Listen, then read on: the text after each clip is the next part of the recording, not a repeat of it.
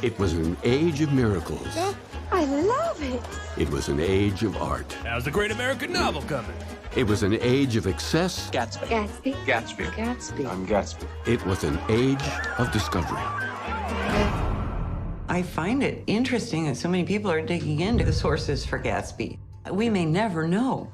Everybody seems to believe that Great Neck is West Egg and the Port Washington Peninsula represents East Egg. It was 1920. 4 weeks after the Fitzgeralds got married, they spent their first summer together in Connecticut. If you talk about Great Neck, oh, yes, you know, we know Fitzgerald's connected with Great Neck, but they don't know anything about Westport. Next door to their cottage lived a mystery millionaire who threw extravagant parties. This house is a very significant setting. We took Zelda's only novel, Save Me the Waltz, A Beautiful and Damned, and we took Gatsby, and we found phrases, words, and scenes. They're both talking about the same thing.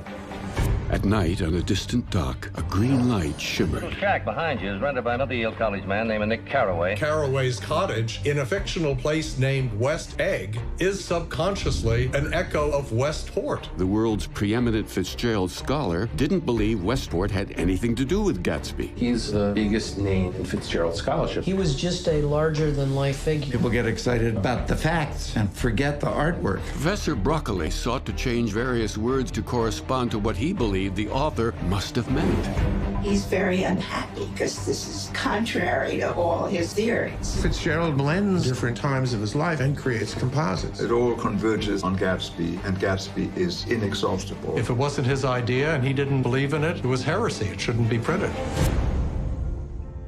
Think of all of us when we're around 20 and we see some other landscape. That has an effect that 10 years later, it wouldn't have. They both look as though they just stepped out of the sun. People fell in love not with Zelda and not with him, but with the two of them together. He knew back then in 1920 he would never be as happy again. Is he saying that about himself?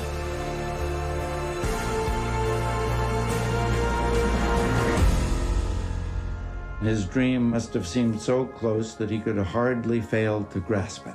He did not know that it was already behind him.